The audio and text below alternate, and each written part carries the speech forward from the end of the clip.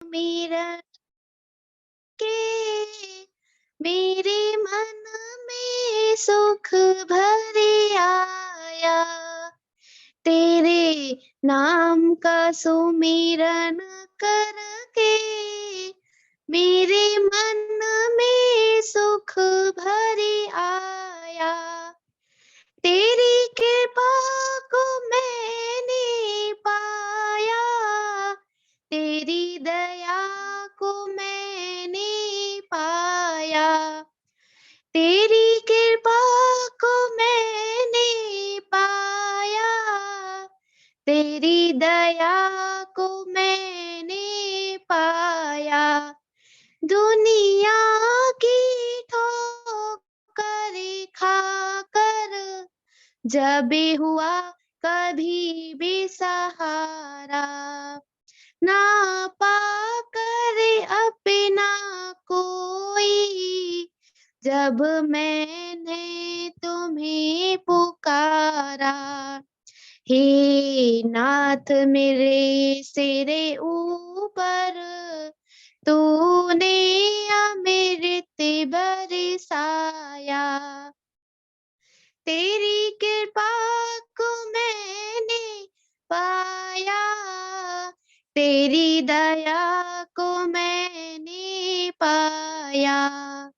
तेरे नाम का सुमिरन करके मेरे मन में सुख भरे आया। तू संग में था नित मेरे, ये नैना देखे न पाए। चंचल माया के रंग में ये नैन रहे उलझाए। जितनी भी बार गिरा हूँ तूने पग पग मुझे उठाया। तेरी कृपा को मैंने पाया, तेरी दया को मैंने पाया। तेरे नाम का सुमिरन करके मेरे मन में सुख भरे आया। भव सागर की लहरों में भटकी जब तेरी नैया, तट छूना भी मुश्किल था, नहीं दिखे कोई खेवैया। तू लहरें बना सागर की मेरी नाव किनारे लाया। हर तरफ तुम ही हो मेरे, हर तरफ तेरा उजियारा। निर्लेप प्रभु जी मेरे, हर रूप तुम्ही ने धारा। तेरी शरण में हो के दाता, तेरा तुम ही को चढ़ाया। तेरे नाम का सुमिरन करके मेरे मन में सुख भरे आया। तेरी कृपा को मैंने पाया, तेरी दया को मैंने पाया। धन्यवाद। सम्मानीय अनिल अरोड़ा जी, आज के हमारे मुख्य प्रवचनकर्ता डॉक्टर अखिलेश शर्मा जी को सादर आमंत्रित करें। अनिल जी। धन्यवाद जी। आज हम बड़े हर्ष का विषय है कि हम इस कार्यक्रम में लखनलाल जी ने जो कार्यक्रम स्टार्ट किया था लगभग 1.5-2 साल पहले, बड़ी सफलतापूर्वक चल रहा है और उसमें नित्य नए विद्वानों को हम सुनते हैं, नए नए विद्वानों के अच्छे आध्यात्मिक विचार और उनके अनुभव सुनते हैं, जो बड़े अच्छे उदाहरणों के साथ हमें बताते हैं ईश्वर के बारे में, अध्यात्म के बारे में, वेद के बारे में और सभी कुछ जीवन से संबंधित जो भी हमारे हमने गुण होने चाहिए उन सब के बारे में बताया करते हैं। डॉक्टर अखिलेश शर्मा तो इस विषय के पूरे महारथी हैं, तो उनसे उनसे तो हम हमेशा ही प्रेरणा पाते रहते हैं। तो ईश्वर से प्रार्थना है कि डॉक्टर अखिलेश शर्मा हमेशा हमें गाइड करते रहे, हमें प्रेरणा देते रहे। तो डॉक्टर अखिलेश शर्मा जी को मैं बड़े सादर पूर्वक अनुरोध करूंगा कि आए और प्लीज हमारा मार्गदर्शन करें। डॉक्टर अखिलेश शर्मा को बहुत बहुत नमन।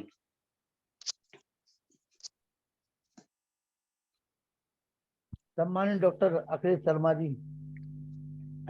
जी जी, एक कोई बात नहीं, थोड़ा सा नेटवर्क प्रॉब्लम। मुनि पुरुषोत्तम वानप्रस्थी जी भी आ गए, उनका भी आभार, वंदन अभिनंदन। और हमारे बीच में डॉक्टर अखिलेश धनीराम सिमरिया जी, आइए, स्वागत है आपका जी। सम्मानित डॉक्टर अखिलेश शर्मा जी। ओम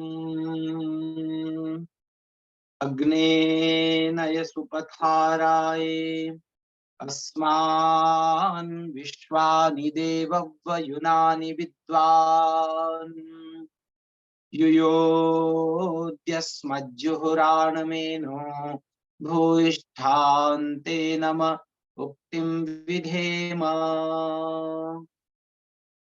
इस सायंकालीन सभा के संचालनकर्ता और इस पूरे कार्यक्रम के अध्वर्यु आदरणीय आर्य जी, लखनलाल जी आर्य, दूसरे अध्वर्यु आदरणीय मुनि पुरुषोत्तम जी, अभी जिन माताओं का भजन सुन रहे थे, ऐसी माता दया जी, बिटिया का सुन रहे थे, ऐसी वह प्यारी बिटिया, इस से पूर्व जिनका हम व्याख्यान सुन रहे थे, ऐसे बिहार आर्यमुनि सभा के राष्ट्रीय आर्य विद्वान हमारे आदरणीय व्यासनंदन जी शास्त्री,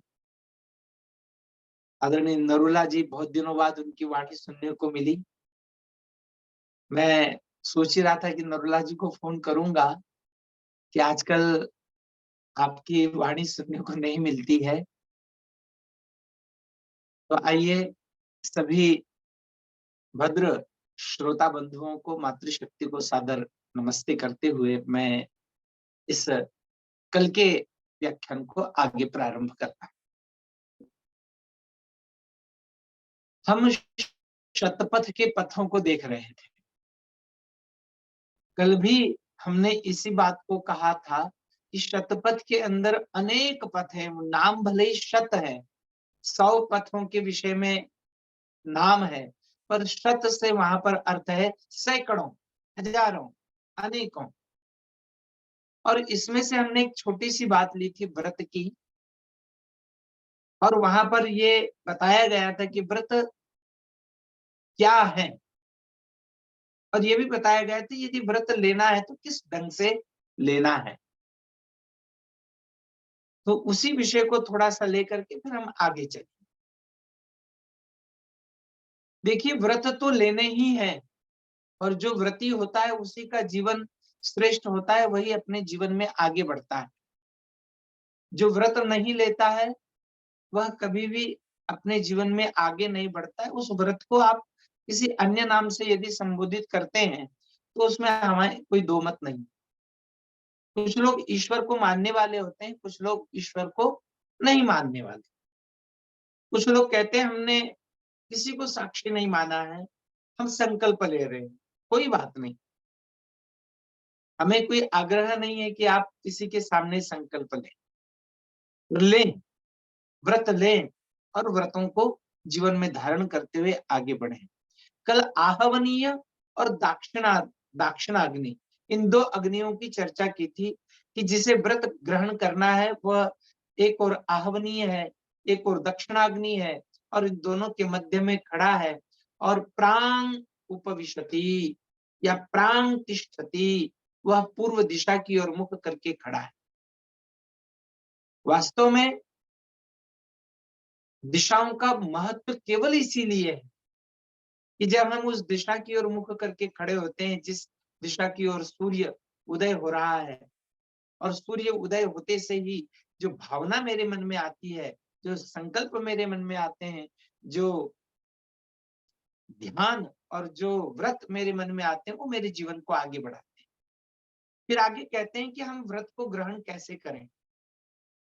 देखिए, व्रत यहाँ तक तो बात ठीक थी, आपने सब बातें सुन ली थी कि हाँ, मैं इस ढंग से व्रत को करने वाला हूँ, व्रतों को करने वाला हूँ, बहुत अच्छी बात है। परंतु कहते हैं कि जैसे ही मैं व्रत को ग्रहण करने के लिए खड़ा होता, व्रत के लिए हाथ जोड़ लेते हैं, दिशा का भी ज्ञान मुझे हो चुका है, मैं उस दिशा की ओर व्रत ग्रहण करने के लिए उद्युक्त हुआ हूं, परंतु इतने मात्र से याज्ञवल्क्य संतुष्ट नहीं होते हैं। याज्ञवल्क्य कहते हैं नहीं, अभी और आपको देखिए, जैसे आप सभी यहाँ पर बैठे हैं, कभी कभी कुछ लोग भूल से उसी समय खाते भी रहते हैं और सुनते भी रहते हैं, कुछ लोग भूलवश कुछ अन्य भी चर्चाएं करते रहते हैं, सुनते भी रहते हैं। यद्यपि ऐसा नहीं होना चाहिए। जब हम जिस कार्य को करें तो पूरा का पूरा ध्यान, पूरी की पूरी दृष्टि, पूरा का पूरा सब कुछ वहीं लगाए, तो आपकी उपासना बन जाएगी। हम कई बार गड़बड़ जब करते हैं तो हमारी उपासना क्यों नहीं बन पाती है? तो उपासना न बनने का एकमात्र कारण यह होता है कि हम जहां हैं वहां पूरे के पूरे नहीं होते हैं। कभी कभी हास्य में कुछ लोग कह देते हैं, आज तो सभी बेईमानी चल रही है, सब बेईमानियों का राज्य है, सब बेईमानी बेईमानी सब जगह चल रही है। आम आदमी ऐसा बोलते हुए सुना जाता है। तो मैं उनको एक बात कहता हूं, नहीं, बेईमानों का राज्य नहीं है। असल में बेईमान लोग ईमानदारी से बेईमानी कर रहे हैं, इसलिए उनका राज्य है, और ईमानदार लोग बेईमानी से ईमानदारी का पालन कर रहे हैं, इसलिए वो असफल हो रहे हैं। सफल और असफल, बेईमान सफल नहीं होता है, बेईमान बेईमानी भी ईमानदारी से करता है, इसलिए सफल होता है, और ईमानदार ईमानदारी भी जो है तो बेईमानी से करता है, इसलिए असफल। हम अपने जीवन को टटोलें, पूरे जीवन को टटोलें, हम देखेंगे कि हम जहां जहां भी अनुत्तीर्ण हुए हैं, जहां जहां भी हम गिरे हैं, वहां कहीं ना कहीं हमने थोड़ी सी गड़बड़ियां की थी। चलिए आगे बढ़ते हैं। तो याज्ञवल्क्य कहते हैं, मैं केवल इससे संतुष्ट नहीं होऊंगा कि आप खड़े हो गए हैं दक्षिणाग्नि और आहवनी के मध्य में, और खड़े होकर के आपने दिशा का भी चयन कर लिया है, पूर्व दिशा की ओर भी बैठे हैं। वैसे आपकी जानकारी के लिए बता दूं, मनुस्मृति में भी महर्षि दयानंद ने भी एक बात कही है कि संध्या करते समय पूर्वाभिमुख होना चाहिए, प्रातः काल पूर्वाम संध्याम जपस्तिष्ठेत। संध्या आदि जो भी कर्म करना है आपको पूर्व की ओर मुख करें, सायंकाल पश्चिम की ओर मुख करें, उसके अलग अलग तात्पर्य हैं। फिर कहते हैं कि आपको इतना ही नहीं कहना है, शतपथ ब्राह्मण में अगली कंडिका में, अगली ब्राह्मण में कहते हैं अप उपस्पृशति, आपको जल का स्पर्श करना है, हाथ में जल लेना है संकल्प करते समय। जैसे हमने कल बात की थी कि हाथ में कुछ ना कुछ लेना है, तो आपको हाथ में जल लेना है और जल से स्पर्श करना है, जल से संकल्प करना है, क्योंकि जल शब्द का अर्थ बड़ा ही सुंदर है। जल किसे कहते हैं और ल किसे कहते हैं? ज कहते हैं जो जीवन में संचार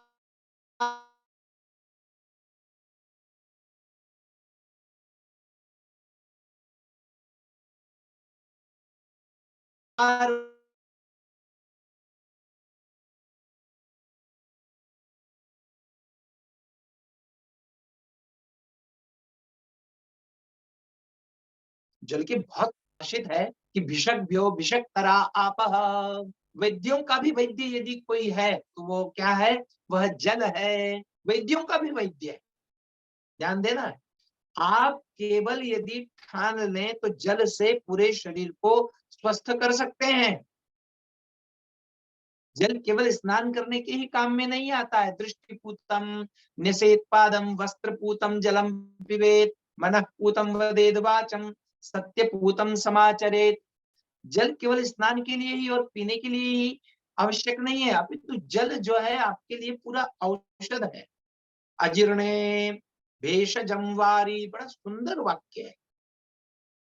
ये जो जल है, ऋषि कहते हैं अजीर्णे भेषजम वारी, यदि आपको अजीर्णता आ जाए, अधिक भोजन कर लेते हैं, आजकल ठंडी के दिन है, फिर भी कार्यक्रम होते हैं और कार्यक्रमों में लोग जाते हैं और लोग जाकर के अधिक आहार का ग्रहण कर लेते हैं, और जब अजीर्णता हो जाती तो उसके लिए सबसे अच्छा उपाय यदि कोई सा बताया गया है तो अजीर्णे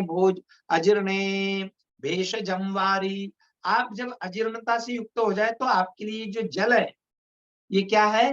भेषज है, औषधि है। जीर्णे वारी बलप्रदम, जीर्णे वारी बलप्रदम, क्योंकि वहां पर केवल जल ही आपको बल प्रदान करता है। और आगे कहा है भोजने चामृतम वारी, भोजनांते विषप्रदम।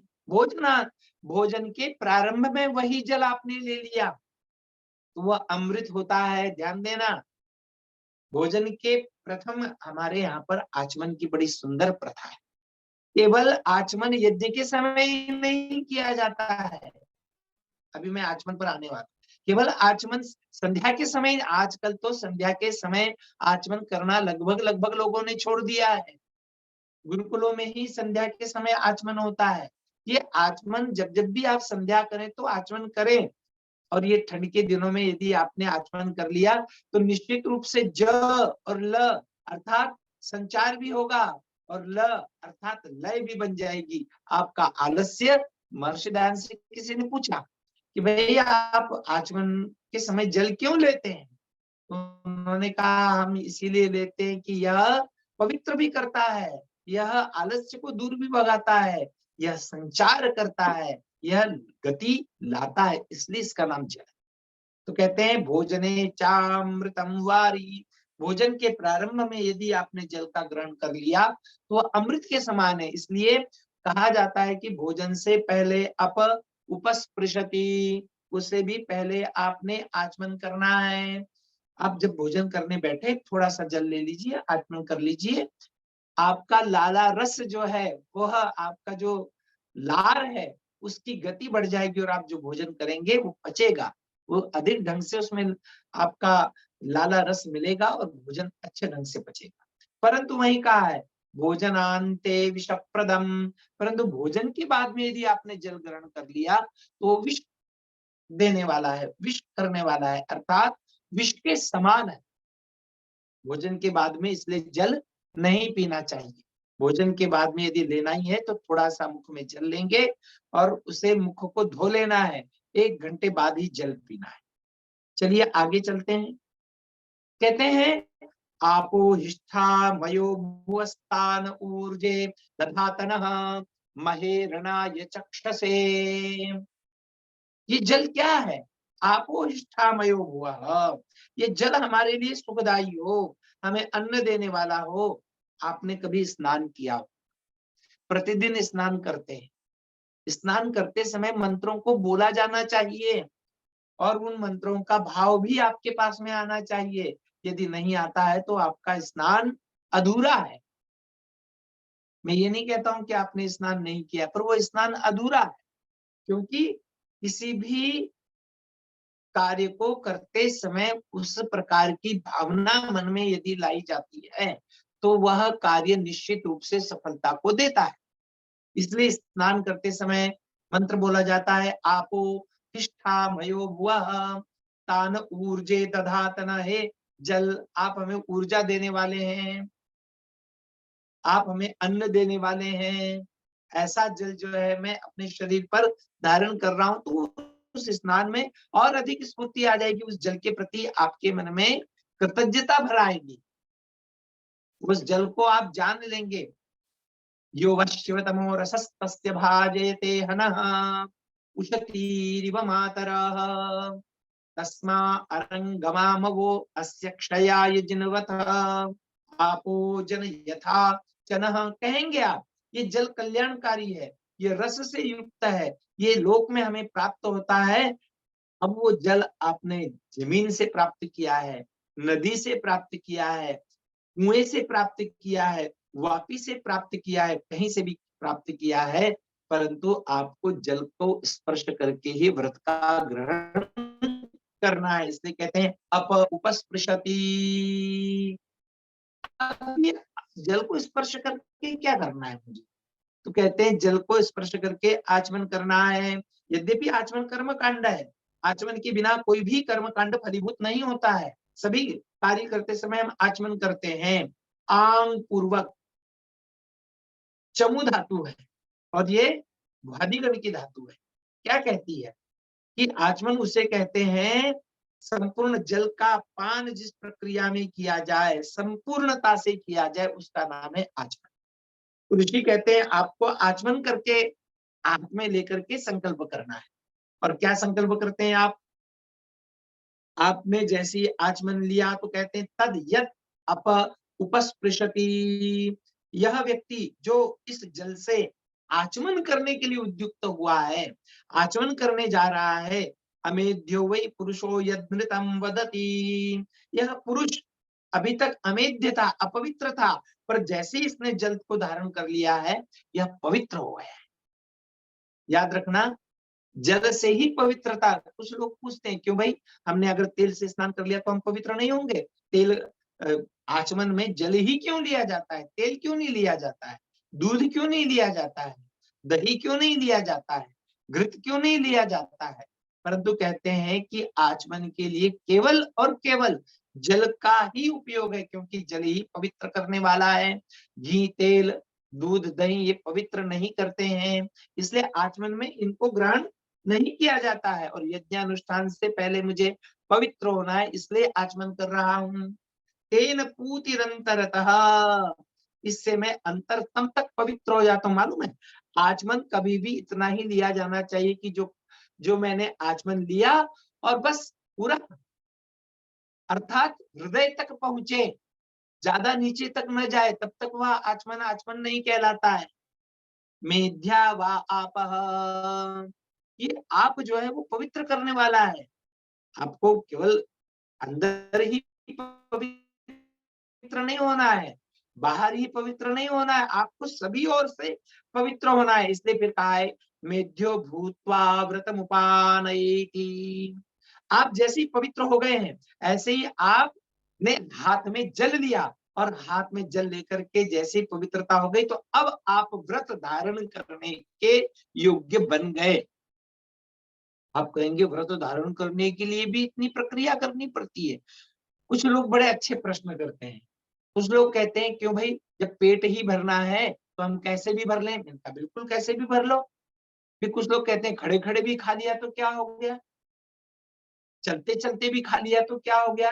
हमने कहा, ऋषि ने कहा कि भाई ये तो पशु भी करते हैं, फिर तुम्हारे और पशु में अंतर क्या है?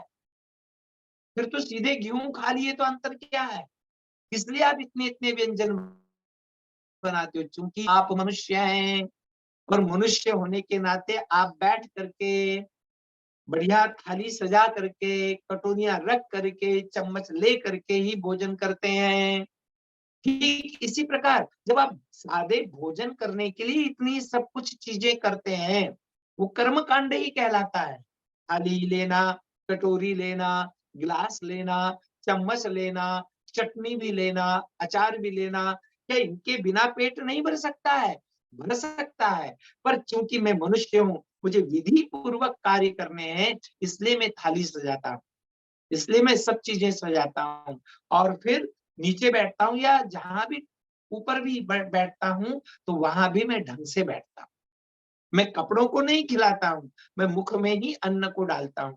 ठीक इसी प्रकार आपको व्रत ग्रहण करना है तो आप बड़े उस दिन स्वच्छ हो जाइए, पवित्र हो जाइए।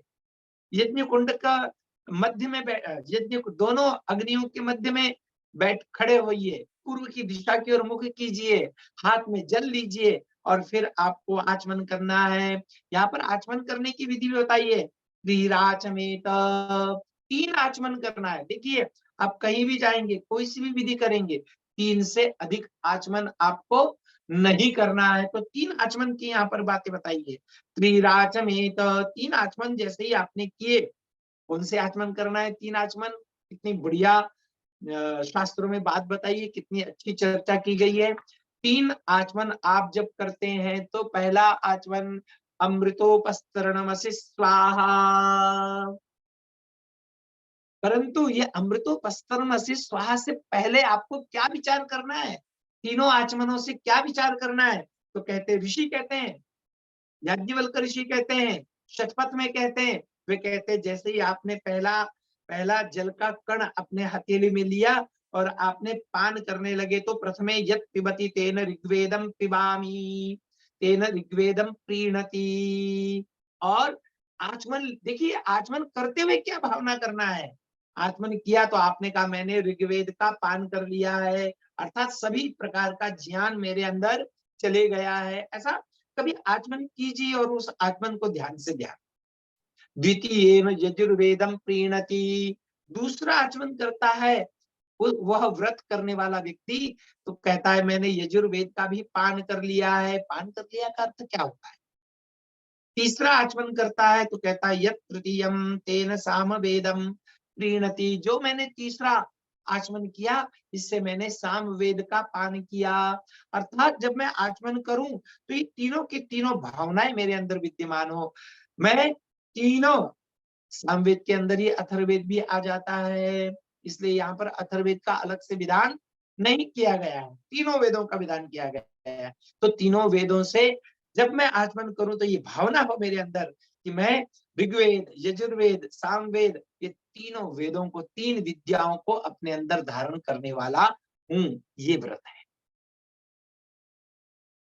ये व्रत के साथ में आपको आचमन करना है। प्रतिदिन भी आचमन करते हैं और कहते हैं अमृतोपस्तरणमसि स्वाहा। क्या अर्थ है? बड़ा सुंदर अर्थ है। अमृता, हे सर्वरक्षक परमेश्वर, आप क्या है? पस्तरणमसि, अस्तरण है, बिछोना है।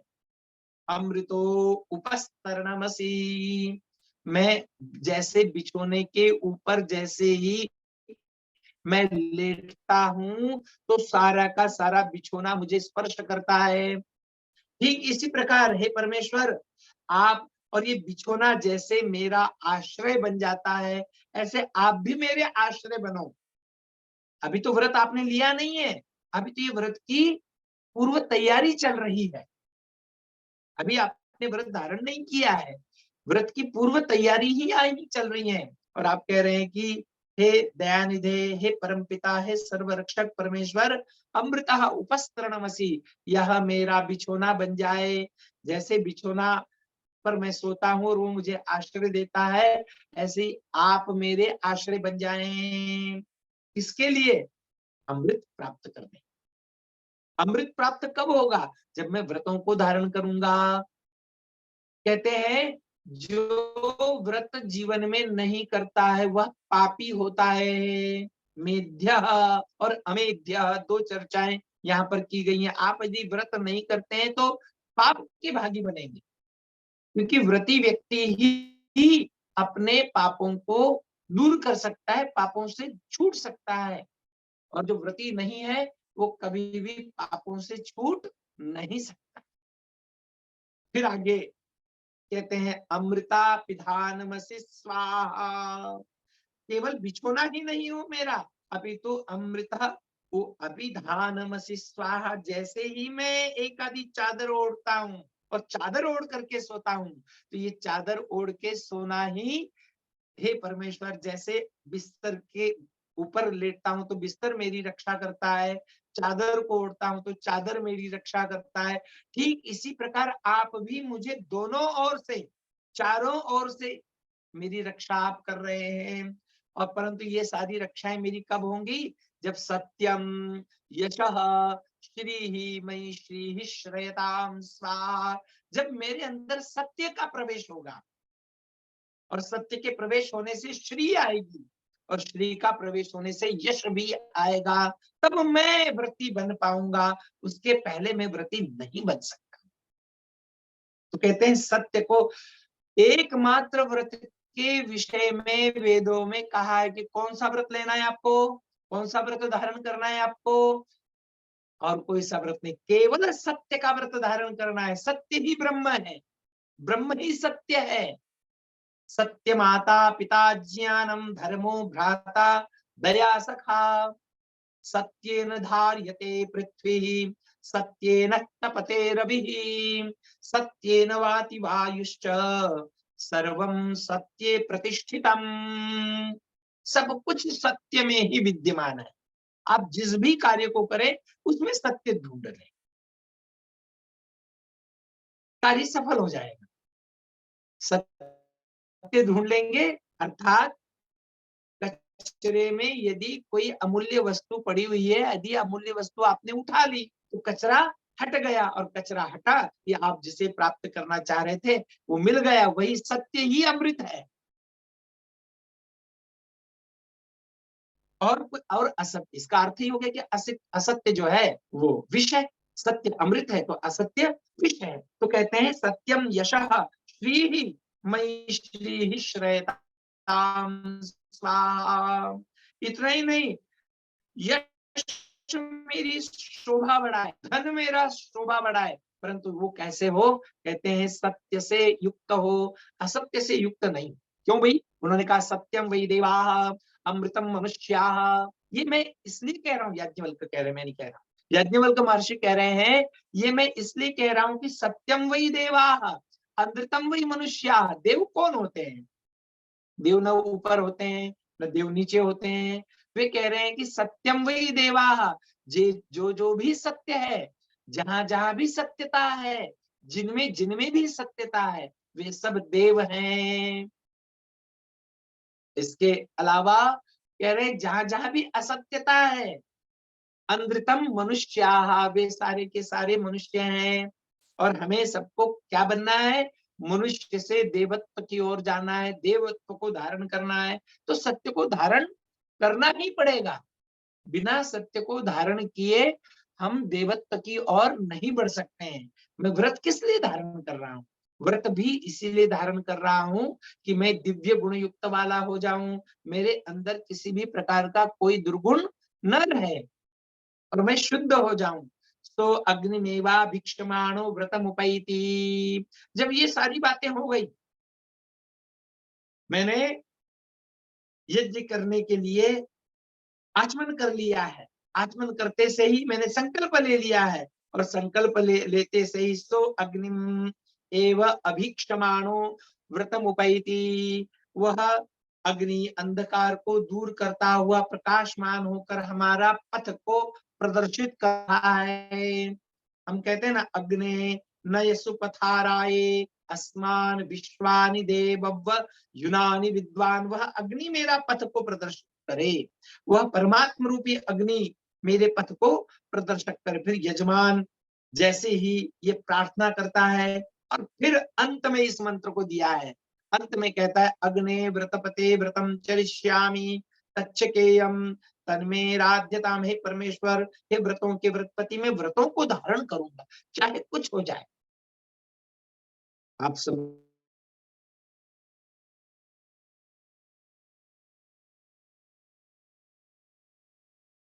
आवाज नहीं आ रही आपकी, आचार्य बंद हो गया माइक। धारण करते जाना है। तो कहता है मैं भी व्रत को धारण करता हूं, और केवल एकमात्र व्रत को धारण करता हूं, वो है सत्य। अब ये सत्य की बड़ी व्याख्याएं हैं। नास्ति सत्य समो धर्मः सत्याद् विद्यते परम नहीं इव्रतनम किंचित। बहुत बहुत बातें। सत्य माता पिता ज्ञानम, सत्य ही माता है, क्योंकि सत्य से ही सभी चीजें। जब हम सृष्टि उत्पत्ति के सिद्धांत का वर्णन करते हैं तो महर्षि दयानंद ने संध्या में एक मंत्र को दे दिया है, ऋतम ऋतम च सत्यं च मिथ्या तपसोऽध्यजायत। कहते हैं कि भाई जो भी ऋत है, जो भी सत्य है, वो सबका देने वाला कौन है? परमेश्वर है, और उसका ज्ञान एक रस रहता है। इसलिए मैंने एकमात्र व्रत को धारण किया है, वह व्रत है सत्य का।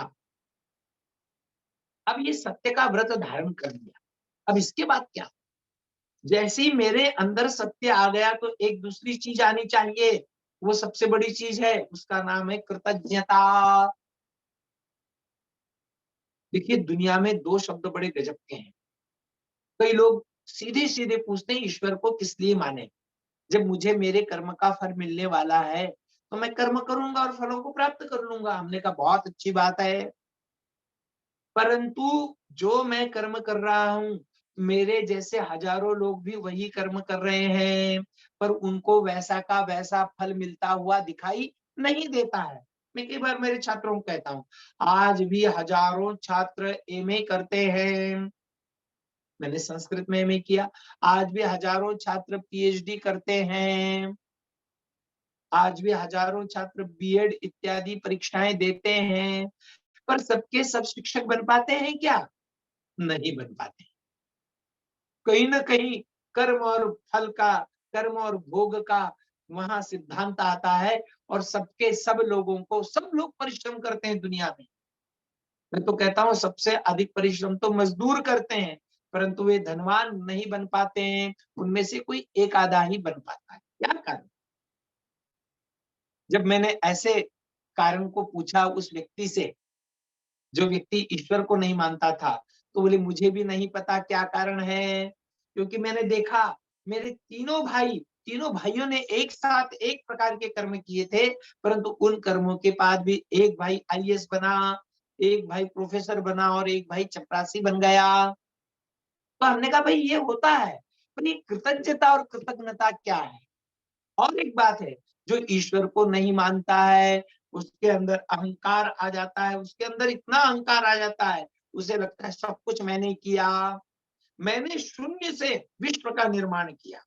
कई लोग अनेक विद्वानों का, अनेक बड़े लोगों का परिचय देते समय कहते हैं, इस व्यक्ति के पास कुछ नहीं था, इसने अपने पुरुषार्थ से सारा विश्व निर्माण किया। और बस यही गड़बड़ हो जाती, जैसे ही उसने विचार किया कि ये सब कुछ मेरे पुरुषार्थ से मैंने किया, तो वहां पर उसके अंदर कभी न कभी गर्व आ जाता है, घमंड आ जाता है, वो उस व्यक्ति के पद संभावनाएं अधिक होती हैं।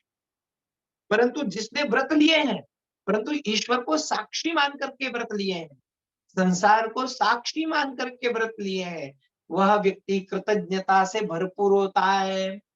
और कृतज्ञता से भरपूर होने का उसे एक ही फायदा मिलता है, वो यह जो बोल रहा होता है, वो जो कार्य कर रहा होता है, वो कहता है कि ये शरीर नहीं होता तो मैं ये कार्य नहीं कर पाता। फिर सोचता है यदि ये आंखें नहीं होती, ये कान नहीं होते, ये वाणी नहीं होती, फिर कहता है ये माता पिता नहीं होते तो मैं जन्म ही नहीं लेता। फिर ऐसा सोचते सोचते वह व्यक्ति अंत में जाता और कहता है मेरे जो भी पहले व्यक्ति थे उनको किसी ने तो जन्म दिया ही होगा, और जिसने जन्म दिया है वह कोई और है, और जब वो कहता है कोई और है अर्थात ईश्वर है, फिर वो इतनी लंबी परंपरा को देखते हुए कहता है अच्छा मेरे पूर्वज जो कोई था उसको भी किसी ने जन्म दिया, तो उनका जन्म हुआ इसलिए परंपरा से मेरा जन्म हुआ। फिर वो विचार करता है कि मेरे पास में बुद्धि किसी ने दी, पशुओं का भी जन्म हुआ, पर पशुओं के पास बुद्धि नहीं होने से वे किसी भी प्रकार का आनंद प्राप्त नहीं कर पाते हैं। परंतु एक मैं हूँ, मेरी मुझे मुझे बुद्धि मिली है, पर मुझे केवल बुद्धि मिली है, ये शरीर मिला है पर केवल शरीर मिला था, पर ये शरीर जिन्होंने दिया ना उनको पता था कि मेरे पेट में क्या है और कौन सा शरीर बाहर आ रहा है। ये सब बातें सोचते हुए उसके अंदर कृतज्ञता के भाव जागृत होते हैं। अरे मैं तो कुछ भी नहीं हूँ, जो कुछ भी मुझे प्राप्त हुआ है वह सब किसी ने तो मुझे दिया है, और जिसने दिया है वही ईश्वर है। बस ये भाव आते से ही वो कृतकृत्य हो जाता है। कहते हैं आपने सुकरात का नाम सुना होगा। सुकरात बहुत बड़ा पाश्चात्य कौन हुआ है, फिलोसफर हुआ है, दार्शनिक हुआ है। उसके दो शिष्य थे, एक अरस्तु था और एक प्लेटो था। तो कहते हैं अरस्तु जीवन भर जो है तो क्या रहा, अभिमानी रहा। उसने कभी भी किसने, अरस्तु ने कभी भी अपने अरस्तु ने कभी भी अपने गुरु का एक बार भी नाम नहीं लिया। इतना ही नहीं, सारे दार्शनिक विचार अपने गुरु के लिए, परंतु गुरु का नाम नहीं लिया, तो वह उसका अंत बहुत ही बुरा हुआ। वह चिढ़ गया अंत में, क्योंकि उसे लगता था ये मेरा है, मेरा है, मेरा है, और उसका निधन बहुत ही दुखद तरीके से। परंतु वही प्लेटो था। अरस्तु दार्शनिक था परंतु जीवन के आनंद से दूर था। प्लेटो था, प्लेटो ने सदा कहा कि ये सब मेरे गुरु का दिया हुआ है, ये सब मेरे आचार्य का दिया हुआ है और ये सब मुझे उनके आचार्यों से मिला है।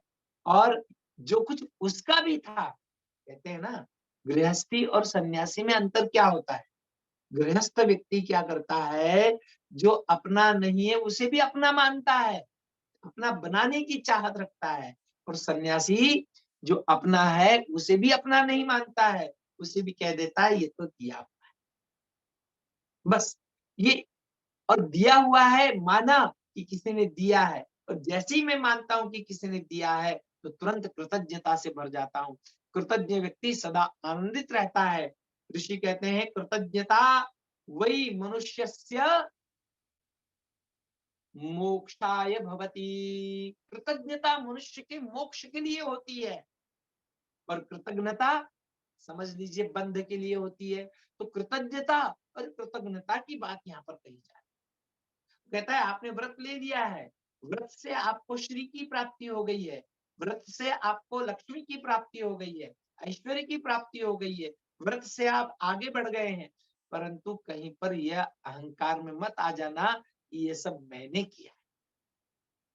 कृतज्ञता की भाव लाना, और कृतज्ञता की जो भाव ले आता है मन में, वह आनंदित रहता है, क्योंकि उसे लगता है मेरा कुछ है ही नहीं। जब मेरा कुछ नहीं है, किसी ने दिया है, किसी से लिया है, कोई दे रहा है, तो वो उसी में कृतकृत्य होता है। तो ऋषि कह रहे हैं कि भाई ये कृतज्ञता को मत भूलना, तूने व्रत को धारण किया है, और व्रतों को धारण करने के पश्चात भी जो व्यक्ति कृतज्ञता का धारण, अथ संस्थिते विसृजते,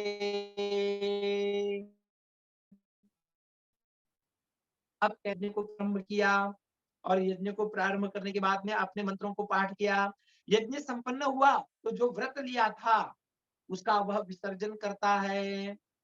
इस प्रतिज्ञा मंत्र में कृतज्ञता के साथ उसका उच्चारण करता है, इदम अहमंद्रितादुपैशम, मेरा व्रत पूरा हुआ। देखिए यज्ञ करने के पश्चात उसका विसर्जन भी किया जाता है। तो लोगों ने क्या समझा कि मूर्ति की स्थापना करनी है और मूर्ति का विसर्जन करना है, परंतु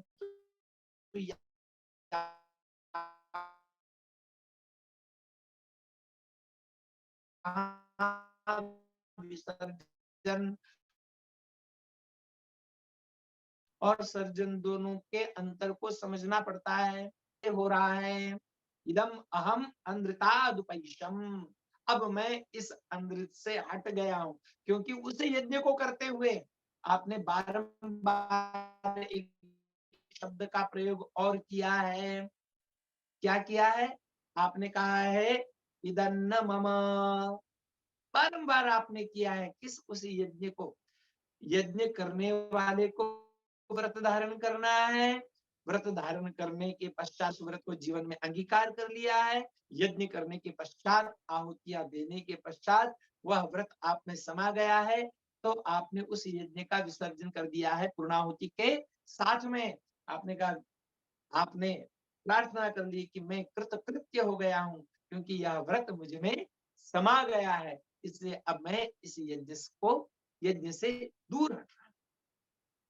आगे इस कितनी बड़ी बात इस मंत्र में कही है, तदवो यज्ञस्य संस्था मगन्नरादि अस्मयो यज्ञाय संस्था मनगन्ने तेनन्वेव भूइष्ठा इव व्रतम उपयन्ति अनेन तु एव उपेयात्। बड़ी गजब की बात कही है अंत में।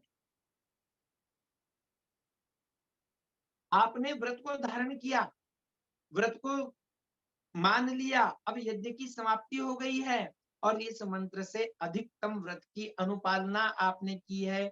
अब मैं उस व्रत को जीवन भर धारण करूंगा। एक माता जी थी, बड़ी अच्छी माता जी थी, बूढ़ी हो चुकी थी, उनके घर में हम यज्ञ करने गए, तो वो माताजी रो रही थी। हमने कहा माताजी आपने जीवन भर यज्ञ किया है, क्यों रो? बोले अब मैं हवन कुंड में आहुति नहीं दे सकती हूँ, इसलिए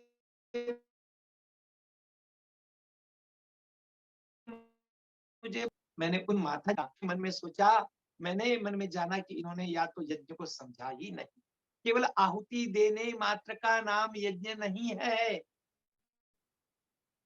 वो यज्ञ जब तक यहाँ नहीं बैठ जाए, हृदय में नहीं बैठ जाए, तब तक वो यज्ञ पूरा नहीं होता है।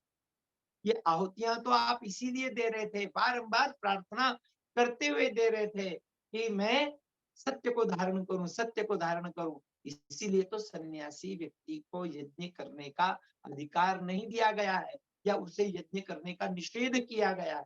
वो निषेध इसीलिए किया गया है कि अब वो यज्ञमय बन चुका है, उसके अंदर यज्ञ समा गया है, सत्य समा गया, उसे दिख गया है कि ये लोकेशना मुझे नहीं चाहिए, ये वित्तेषणा मुझे नहीं चाहिए, और ये पुत्रेषणा मुझे नहीं चाहिए। वो तीनों ऐषणाओं से दूर हो जाता है, और जैसे ही तीनों ऐषणाओं से दूर होता है, वैसे उसके वह इस भौतिक यज्ञ से दूर होता है, और वो आंतरिक यज्ञ को धारण कर लेता है। तो कहते हैं कि बस यही आपको कृतज्ञता व्यक्त करनी है, और कहना है अनेन तु एव उपेयात। अंत में वह परमेश्वर का आभार माने और कहे कि आपने जो मुझे प्रेरणा दी थी व्रत की, मैंने वो व्रत को धारण कर लिया। ऐसा यदि व्रत, फिर कुछ लोग पूछ लेते हैं क्यों जी व्रत हम धारण करते हैं, हम तो कई बार हमने सोचा है कि सत्य को धारण करना है, और शाम तक भूल जाते हैं, टूट जाते हैं। व्रत लेते भी हैं लोग, व्रत टूटते भी हैं। उसके लिए भी यहाँ पर बात बताई है कि व्रत लेंगे भी, व्रत टूटेंगे भी, परंतु उसके पश्चात भी जैसे चींटी चढ़ती है फिर गिरती है, चढ़ती है फिर गिरती है, परंतु फिर भी चढ़ने का प्रयत्न करती है और अपने संकल्प की पूर्ति करती है, जहां जाना होता है वहां पहुंच जाती है। ठीक इसी प्रकार से व्रत को धारण करने वाले व्यक्ति ने, कई बार ऐसा होता है, मैं अपनी आपको एक बात बता दूं कि मैंने 20 वर्षों तक गुरुकुल में पढ़ता था, मैंने डायरी लिखी, और डायरी लिखता था तो महीने में कम से कम 10 बार ये लिख देता था उसमें कि अद्य अधिकम भोजनम कृतम, आज मैंने भोजन अधिक कर लिया है, मैं कल से कम भोजन करूंगा, कल से कम भोजन करूंगा अर्थात सम्यक भोजन करूंगा। फिर भी महीने में 10 बार वो लिखना पड़ जाता था। तो एक दिन मैंने सोचा इतनी बार लिखा है, इसके पश्चात भी कोई परिवर्तन नहीं हुआ है, तो इसे लिखना मैं बंद कर देता हूँ। ऐसा विचार आया, तुरंत शास्त्र देखे, तुरंत गुरुओं के पास गए कि ऐसा क्यों मन में विचार आया। तो ये विचार आएंगे, क्यों आते हैं?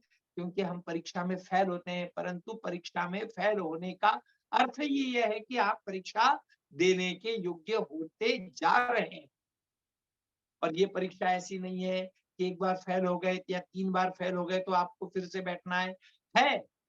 यदि जीवन भर भी फेल होते रहे तो आपको जीवन मिलेगा दूसरा, मिलता ही है। परंतु यदि आपने उस व्रत को इस कृतज्ञता पूर्वक, क्योंकि मैं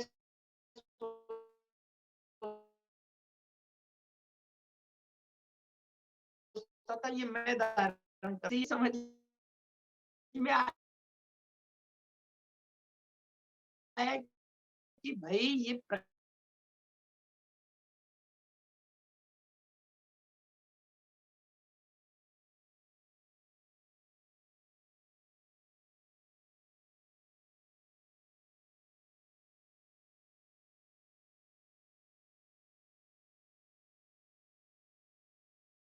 कितना ग्रहण नहीं करना है। और आज वही स्थिति बदल गई है। आज भी वही प्रकार अनेक पदार्थ सामने आते हैं, सामने आते से ही जैसे ही पदार्थ सामने आए वैसे ही व्रत भी सामने आ जाता है। जैसे व्रत सामने आया वैसे ही फिर मैं देखता हूँ कि भले ही अनेक पदार्थ हैं, मेरे शरीर के लिए कितने योग्य हैं, मेरे मन के लिए कितने योग्य हैं, और मुझे कितना ग्रहण करना है। बस ये व्रत का विचार आ जाता है, उतना ग्रहण करते हैं और स्वस्थ रहते हैं, बीमार नहीं पड़ते हैं, पेट दर्द नहीं होता है, कल की उपासना नहीं करनी पड़ती है कि अगली बार किसी विवाह संस्कार में जाऊंगा तो वहां कम भोजन करूंगा, अब करना नहीं पड़ता है। लोग पूछते रहते हैं अरे पंडित जी आपने मीठा तो लिया ही नहीं, हमने कहा कोई बात नहीं, नहीं लिया कल ले लेंगे। मीठा नहीं लिया या खट्टा नहीं लिया या वो पानी पूरी नहीं खाई तो नहीं खाई, कितनी बार खाइए, उसके बाद भी जैसी पानी पूरी देखता हूँ वैसे ही अगर जी मचलाता है तो समझ लेना कि मैं व्रती नहीं हूं, या मैंने शुद्ध व्रत को धारण नहीं किया है। तो गिरेंगे, पतित होंगे, डरना नहीं। बार बार अग्ने व्रतपते व्रतम चरिष्यामि का पाठ करना है। लोग जप करने का पूछते हैं, हम कहते हैं इसी मंत्र को जप कर कीजिए, यही मंत्र बारंबार दोहराइए, और जैसे ही ये मंत्र बारंबार दोहराएंगे निश्चित रूप से हम व्रती बन जाएंगे। मैं एक बार एक डॉक्टर के पास बैठा था, उत्तर प्रदेश की ही घटना है। उनके पास बैठा था, एक महिला आई और उन्होंने उससे पूछा, भाई कुछ खाया है? उसने बोला हाँ खाया है, और उसे तुरंत एक इंजेक्शन दिया। जैसे इंजेक्शन दिया कि उतनी देर में, तो थोड़ी देर में वह बेहोश होकर के गिर पड़ी। तुरंत उन्होंने दूसरे 2-3 इंजेक्शन निकाले और वो इंजेक्शन दिए, और बाद में पूछा तूने कुछ खाया था? बोले नहीं खाया था, मैं व्रती हूँ। तो हमने केवल व्रत को खाने तक सीमित कर दिया है, और वो भी कुछ नहीं खाने तक या कुछ बहुत सारा खाने तक व्रत को सीमित कर दिया है। याज्ञवल्क्य ऋषि ने अपने पहली कंडिका में हमें इस व्रत के विषय में विस्तृत रूप से बताया है, विस्तृत रूप से समझाया है कि मनुष्यों आओ, आप लोग व्रत करो, व्रती बनो, और केवल व्रती नहीं बनो तो इस व्रत को धारण करते हुए उस परमेश्वर का धन्यवाद करो, कृतज्ञता के साथ धन्यवाद करो। कभी छोटी सी भी सफलता मिल जाए, छोटी सी भी सफलता मिल जाए, आज की मिल जाए, अभी की मिल जाए, जैसे आप लोग अभी बैठे हैं और आपने ध्यान पूर्वक सुन रहे हैं, जहां है वहीं बैठे हैं और जहां है वही कार्य कर रहे हैं, तो ये भी आपका इतना सा व्रत सफल हुआ। और जैसे ये व्रत सफल हुआ कि आप कृतकृत्य होकर के धन्यवाद दीजिए, परमेश्वर आज तो तूने बड़ी अच्छी लीला कर दी।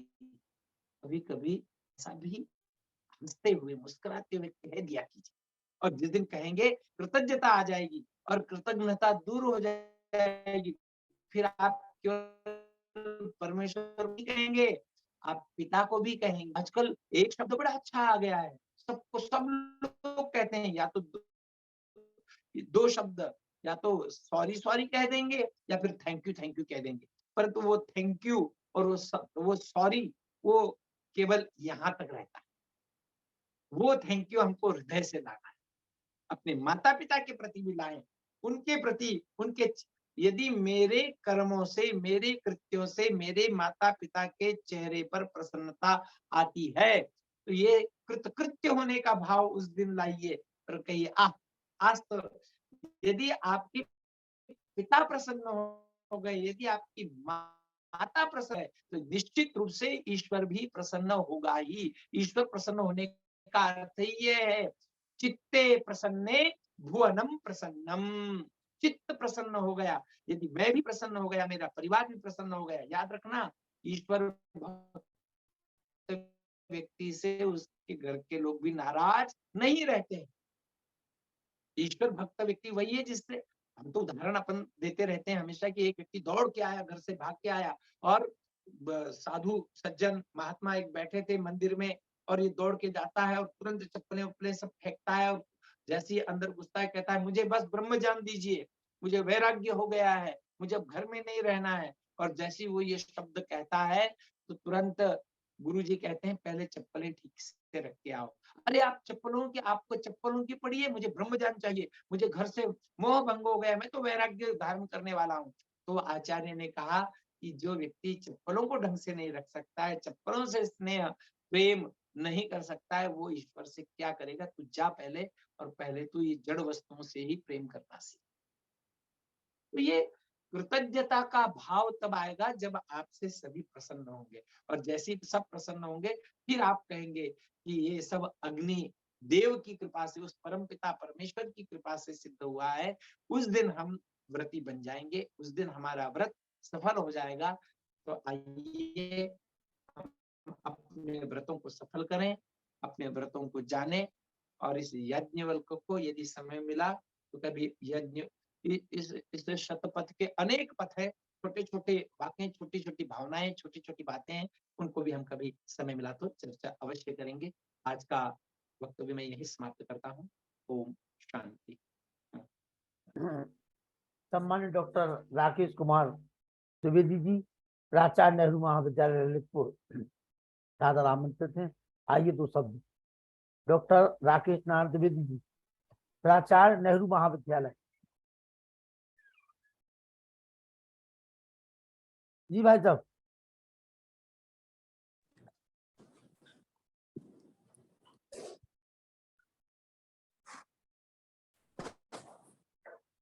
सतपथ ब्राह्मण पर आज और कल भी 2 दिन ये आचार्य जी का व्याख्यान सुना। ये जो व्याख्या है ये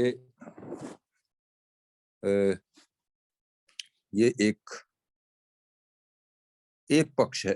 इसकी क्या अन्य पक्षों से भी व्याख्या होती है ये जानना था, लेकिन अन्य पक्ष हैं वो क्या क्या हैं, क्या इसकी कोई यौगिक पक्ष से व्याख्या हुई मिलती है? डॉक्टर अखिलेश शर्मा जी, सम्मानित डॉक्टर अखिलेश शर्मा जी।